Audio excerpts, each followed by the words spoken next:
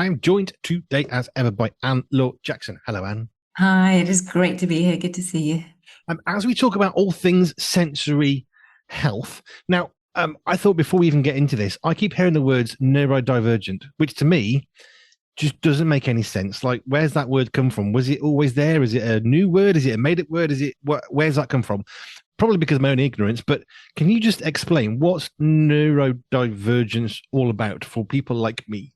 Yeah, it's an interesting thing. Yeah, over the last number of years, it has definitely become, it's an all-encompassing word, I think, for people who recognize that there are differences that they experience in life, but so it generally covers people who are autistic, have ADHD, who may have other differences in their processing, in their nervous system, as in their neural system, not as in anxiety because of anxiety, but because of their nervous. It's always that funny word about the nervous system. What do people understand about it? What I mean by the nervous system and what the neurodivergent community mean is that our pathways and the way that our brain connects, there are differences in the way that our neurons are connecting, and therefore the way that we perceive the world and understand the world and respond to the world is different. In many ways, we really are all neurodivergent. It's a funny thing. It's another word. But it's helpful for some people to have something to try and explain that their behaviors might be a little bit different, or there may need to be a little extra compassion given to them or understanding because they won't pick things up the way that other people do, or they won't be able to communicate things as well as other people do. But it is a general, all-encompassing term for people who consider there are some differences that are worth pointing out to the rest of the society and community. I'm conscious sometimes that, I mean, I think I may be coming across a bit ignorant on that one, but I didn't know. And I've heard all these people using this word for a number of things, but that's when it's great to come to someone like you and say, what is this word really meaning? Which is what you just been explaining. Because otherwise we can feel a bit like, is this like a really serious thing? Do I need to know about this? Does it matter? Is this a fad? Because we've seen that as well. It's really just a way of collecting together people who struggle with so I suppose they're not like physically disabled in that kind of careful bit. It's the traditional understanding of physically disabled. It's not like that. You can't see them with a walking stick or a wheelchair. Okay, we can see immediately there's something that is difficult for them physically, but this is not the same, is it? And there's also the big debate as to whether it should fit under mental health or not, because it is part of the brain's processing, because it doesn't affect traditionally, it doesn't affect the physical health. It doesn't affect the physical body in that way. And then people are thinking, should it fit under mental health? Because it does affect how people perceive things, and it does lead into other issues that may have, but it's not really technically a mental health issue either. It is and that's why the term has come up. It's a neurodivergency. And that's where I'm bringing absolutely to the fore sensory health, because neurodivergent or folk who would class themselves as neurodivergent will highly likely, probably about 90% will have some sensory issues. There may be an extra 10% that will have mental health issues in the traditional sense. But they are going to be impacted in the world. But no, they would not be classed as physical health, and technically are not classed as mental health issues either. Although we understand that anxiety and depression and all of that is part and parcel of a lot of people's experience of being neurodivergent. Which is one of the reasons why I don't like being put in a box, because it's very easy to say, oh, that's a mental health problem, that's a physical health problem. And I can understand it from a sort of governmental perspective of put some money into mental health, put some money into physical health, and we can help people with broken legs at hospital, and we can help people with mental health. But maybe we think that's not quite so important as a physical health, or however they're going to kind of divvy up the money.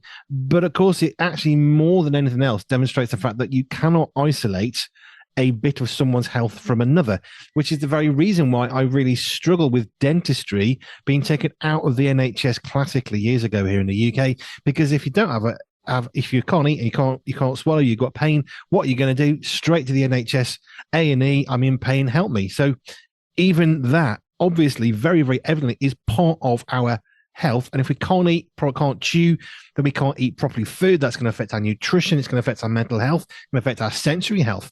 And it is absolutely, completely interconnected. Yeah, it is. And my husband, speaking from a very personal perspective at the minute, is up 2 to 3 times a night. He has pain back again. We thought it was addressed through a tooth issue, had a tooth extraction, and yet that hasn't got to the root of what the issue is. So we're back with severe pain, and everything that you've just described is exactly, what we're going through at the minute. And it's like, and yet this is something that we have to pay for every single time, and that's tough. Because it's pain is huge. Pain is pain, and pain is physical. Mm. So that's why I've always thought, I'm not sure splitting out dentistry is such a good idea, because immediately it's affecting the physical, which affects the rest of the NHS. So you can split it off, but it's, our teeth are in our mouths, aren't they? I mean, it's been really obvious. Our teeth exist in the gums, in our mouths, in our head. It is part of our physical being. It is, and we should do sensory health free sensory health free dentists and dentistry, because there are loads and loads of the families that I work with that really struggle with going to the dentist. But that's for whenever seems an appropriate time to do that one. You're mentioning teeth, and now I'm checking my teeth with my tongue.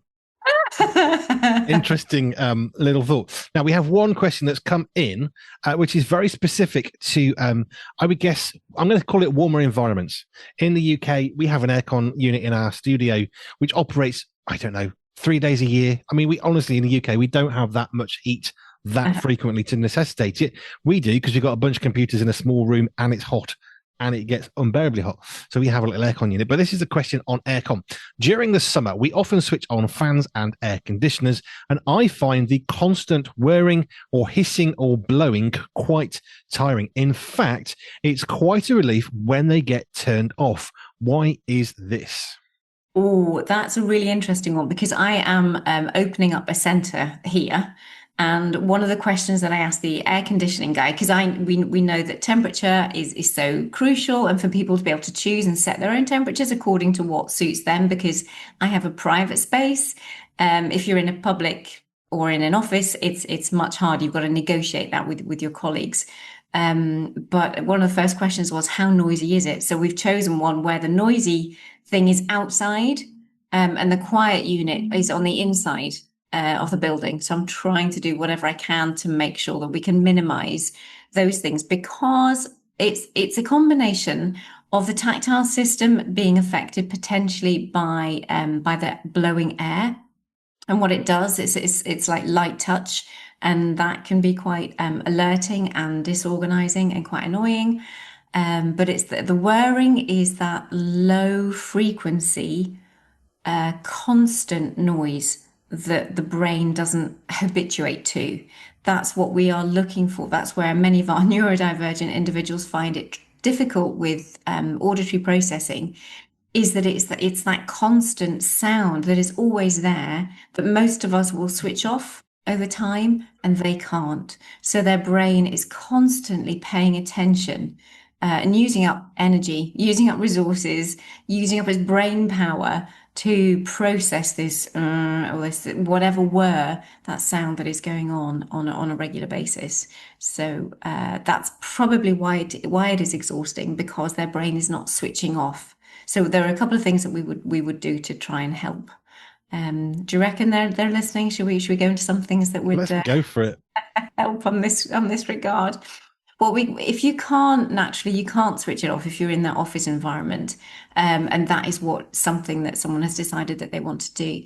But we need to replace the sound. If you can't change that sound, if you can't change the settings, if you can't put padding around it, if you can't isolate your own particular area with soundproofing to try and stop the sounds actually coming into your area, you could potentially put see-through screens around your desk or the environment that you're in.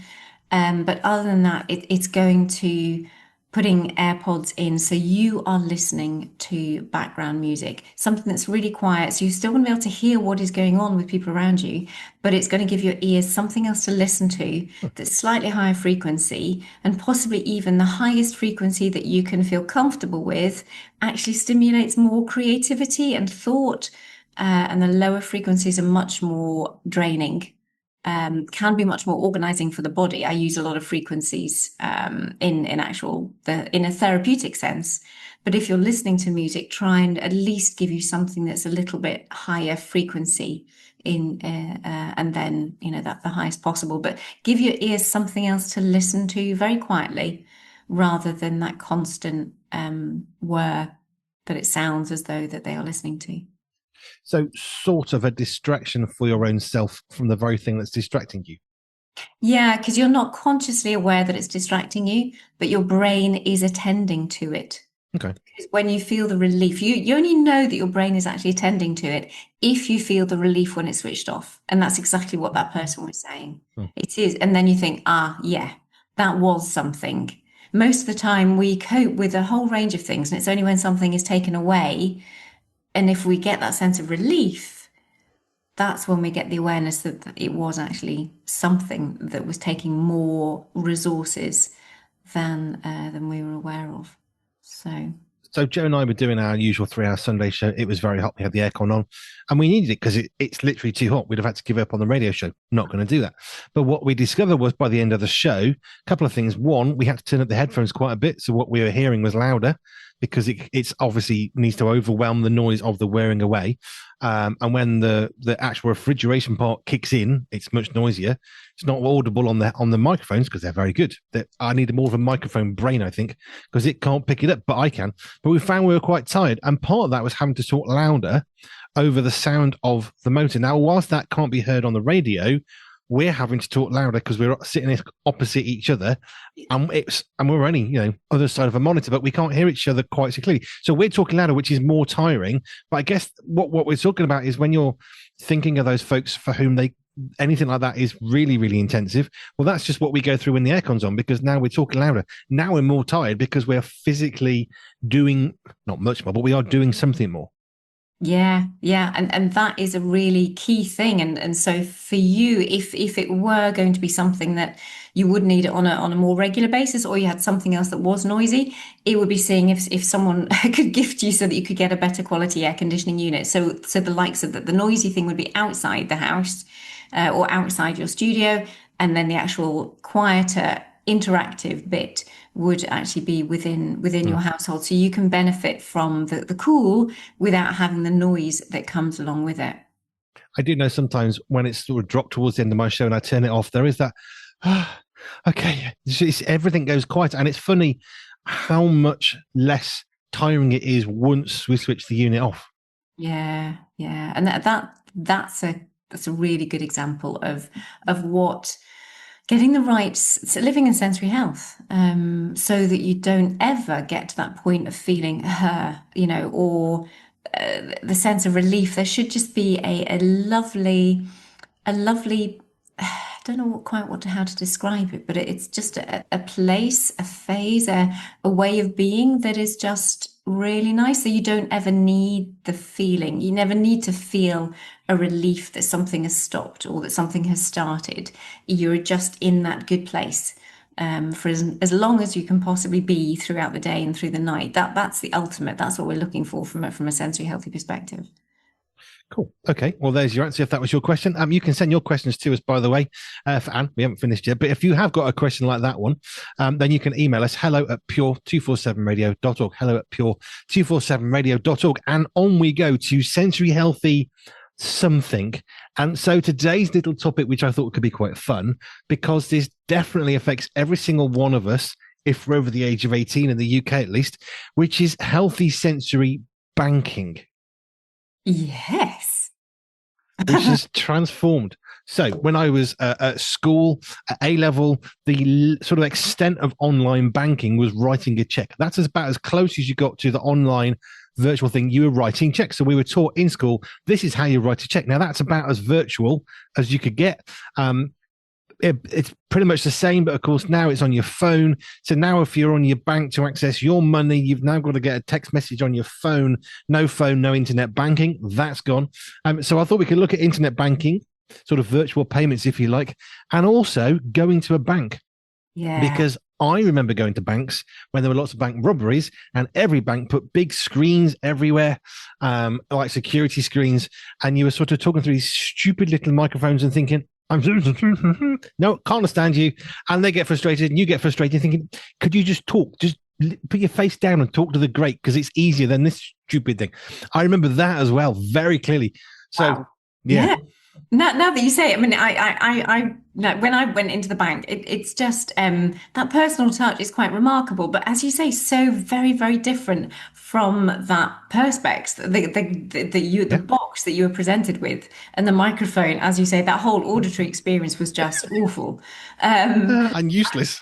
yeah, and useless. So, and it was like, just like personal touch. So going in, and it says, "Oh, help yourself to a tea and coffee." So you go, but you're standing there. So the whole sitting down doesn't really happen very much. So you have to be good. You have to be strong in your proprioceptors and be able to tolerate standing. Except for then, once you've given your name, there isn't. Well, certainly in the bank that I go to, there is an area where you can go and sit. You can go and help yourself to teas and coffees, which is beautiful. Which is a really lovely thing. Visually, they've got some nice knick-knack things, so it's a lot more feeling like more homely. So they've worked really, really hard with the plants, and they even had recipe books when I was there. And just so you sit down in this nice area, and I'm thinking this really is not banking, yeah, as I grew up with it, and totally open booths.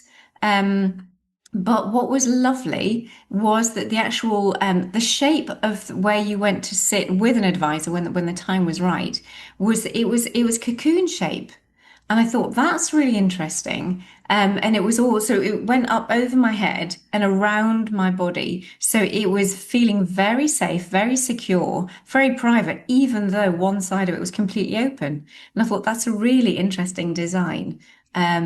So to feel very protected. So tactile wise, you would be totally protected. Visually, you are screened, but you're cocooned in it. But you're not feeling claustrophobic because it's one side is completely open to anybody passing by and anything else like that. But it was it was a very interesting experience and definitely very different from banking as was.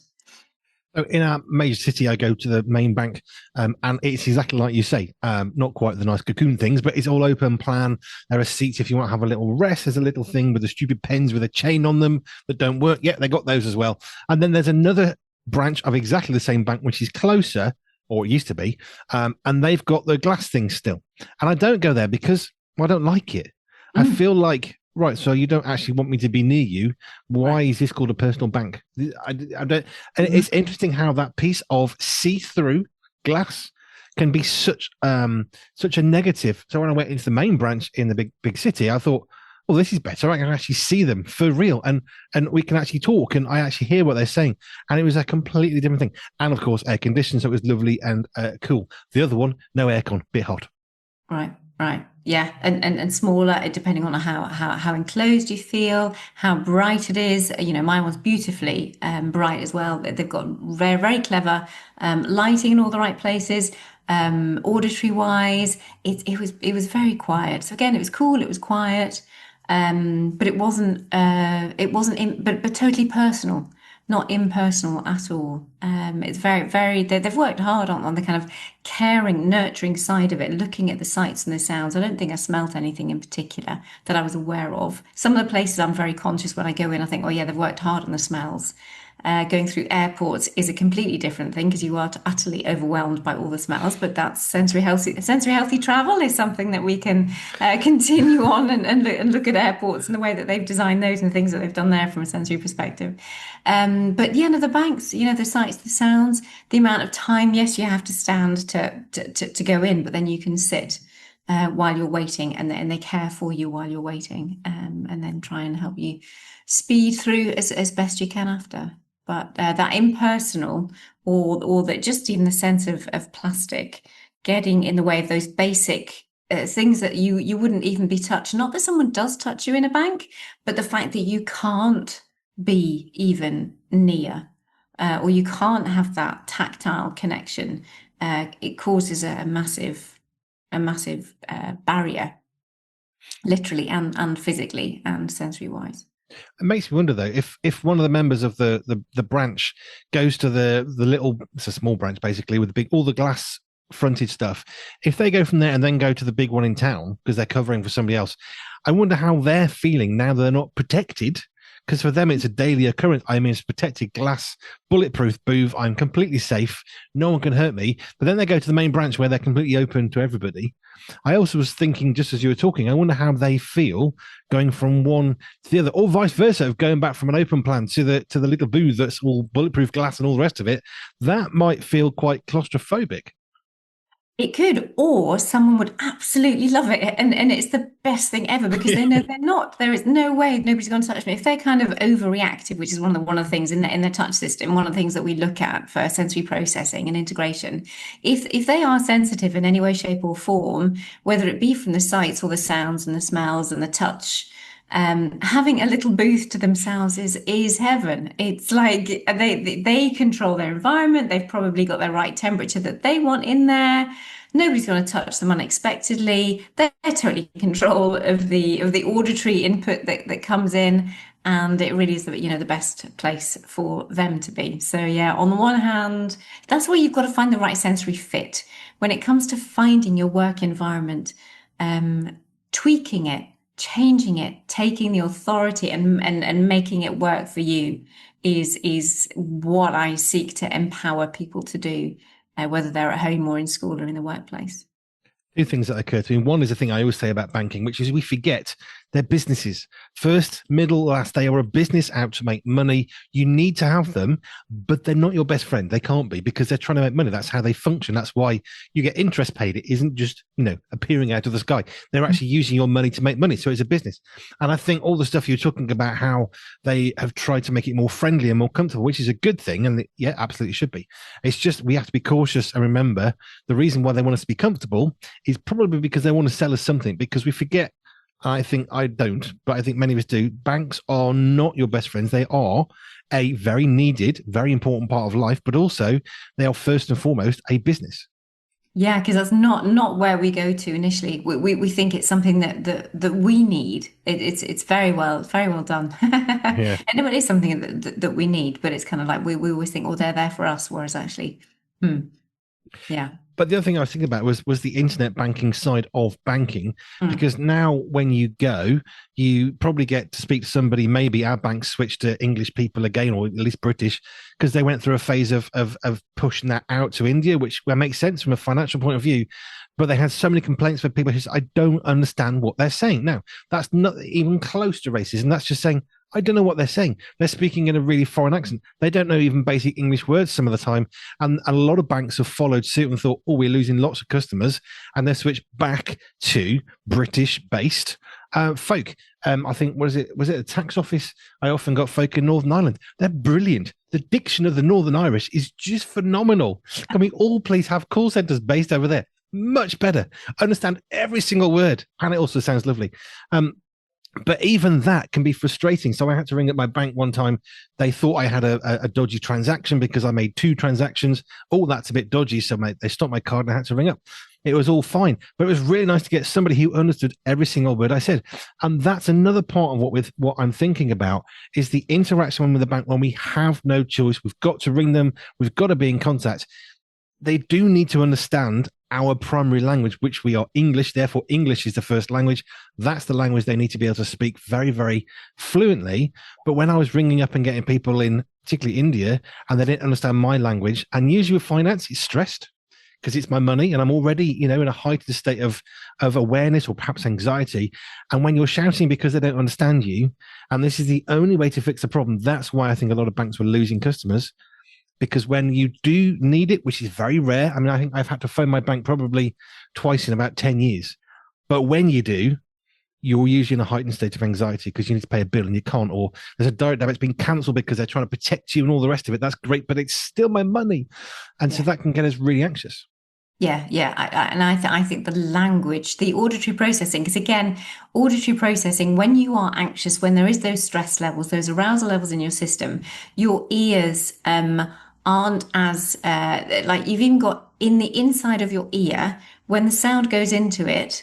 There is a muscle that helps your little ear bones transmit the sound from the inside of your ear to into the brain. And in tension, that muscle doesn't work as muscles do. It's like any kind of tension. If we hold it in our muscles, then we don't, people feel it in their backs, eventually. And there's other things we don't function as well. And it's the same, any form of stress is also going to affect our auditory processing.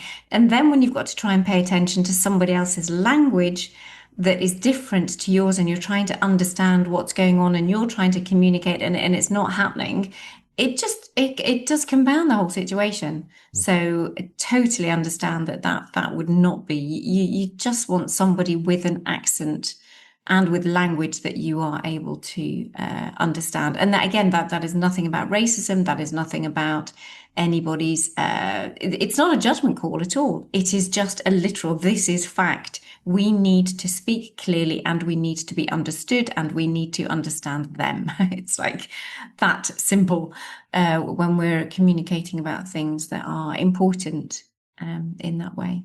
I mean, it should be that simple. And it's much more simple than it used to be. I think it's fair to say. But this is the thing about the internet banking, is as soon as you're talking about money, finance, banking in a branch online, you're talking about your money, which belongs to you, which they're looking after for you. And it's like so many things. I think there was a time when perhaps they forgot the reason why they have money is actually because we've let them have it. We're not winning it back. This is ours. But actually, it does create more stress and strain just because it's finance and it's money. And normally, if you have to go to the bank, it's in the statement. If you have to go to the bank, it's usually not a great thing. I mean, maybe you've got £1,000 check and you want to put it in the bank, and that's great. But mostly you're going to pay bills or resolve an issue. And we've had two of those, maybe a decade or something. So it's not often we've had problems, never our fault, but you still have to go and sort it, which means you're frustrated, you're losing time, and this sense of anxiety before you even get there. How much of a fight is it going to be? And then to be told, well, you've got to do this online, but I'm in my branch. So then there's a lack of comprehension on our part, I suppose. The banks are saying, can't help you. Got to make a phone. I walked into a bank. I want to set a bank account for my son. Can't help you. But you're the main branch. Yes, but we can't set up an account. So how do I get an account? You need to book an appointment with us. Well, can't you do that? No, you need to phone up to do it. But I'm stood here. That's the diary. Ah, yes, but that's the system. You've got to ring up. And they refused. Wow. I had to make a phone call to the same desk when I got home and calm down to book an appointment to go and set up an account. And it was really annoying. That's going back a little while, but that's where I think they forget who they're serving. That getting political. And yeah. I was thinking while you were talking also just about when you were talking about going in and putting a check. And I used the app recently, and I thought, goodness me, that the amount of coordination that you need. So you need to have really good sensory health to be able to kind of like position that over the check, get it where you need to, and then take the photograph and then work out the processing and the sequencing that you have to do if you are trying to do it yourself. And the whole point of having a branch is that they should be able to help you with all these things, like booking an appointment, like whatever. Because if we expect people to be too tech savvy or too tech minded or have the tech at home, then that's not a good service. If we have branches, they should be for a reason, to have that personal touch and do whatever you need to do face to face. Yeah, I think I suppose, but like supermarkets, they're trying to push you to the lower cost self checkouts. You get all sorts of things you can do in a bank. You can deposit checks, you can deposit cash, you can take out cash, and that's all great. But I remember standing in lines when these were quite new and coming in, and anybody who was standing in line, are you here to deposit a check? Yes. Can I get you over to this machine? And I would say no. I've come in here for a reason, because I want to see someone to deposit the check, because I don't trust the machine for no other weird reason than if I hand it to someone, it's much simpler, and that's why I'm paying you for. That's why we have a bank account in the first place. So I was always a bit pushy back. No, thank you, I'm good. And no, they can't force you, but the check thing is an interesting one. So I've had a few checks over the years. You take a photo, no, background's not clear. But I'm not a professional photographer. How do I know what you want? I immediately go for black surfaces, and that seems to be even worse than a white wall. So yeah, it does require a level of technological comprehension and resourcing, almost with the right that if you have that, then you can use the bank. But that's why we have branches. Yeah. Absolutely. And I can just imagine like so many of my people whose coordination that's not their thing because they've got sensory-based motor issues. So trying to coordinate and organize it and do the visual perception because you've got to hold it a certain like time, space away from the picture and certain, there's a fair degree of coordination that we don't realize until you've got coordination issues or visual perceptual issues to be able to actually do that. It's tough. Yeah, the world is definitely getting tougher in some respects for anybody who is going back to our original word, neurodivergent, or not even just having to keep up in the technological world that is causing us to do things differently and causing us to have extra effects. So I guess for sensory healthy banking, we might suggest be conscious of the fact it's finance, therefore you might be a little bit more heightened. So how would you calm yourself down before you make the phone call to the bank about the fact they've just cancelled something that you've got the money for that you know is there, but they said it's not, and you get really frustrated? How do you not actual situation, but how do you help someone with that one? Walk, stand up, do your deep breathing beforehand, or blow some balloons. Go and yeah, and try and diffuse what's going on. If you can, go and listen to some comedy if you're in that mood, or you sometimes going just too far too quickly to try and reduce kind of like stress levels is too far a thing, but. Find whatever you can that makes you feel good and try and just ignore all that for a minute. Bring those arousal levels down.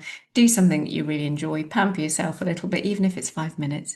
And if nothing else, go and just blow some bubbles or do some breathing out, or go and wash the windows by breathing out on them and then wiping down just to get that blow and use the air to help calm your system. And I guess if you're having real problems with your particular bank, because it's quite easy to switch bank these days, it's not a lot of work on your part. Go and find some other banks and say, how do you deal with this situation? If I'm going to ring you, will you understand what I'm saying? How does that work? How easy is it for me to ring someone and speak to a real person, not an AI robot that has no clue what I'm talking about? How easy is that? And some banks will be better than others in certain respects and areas and not so much in others.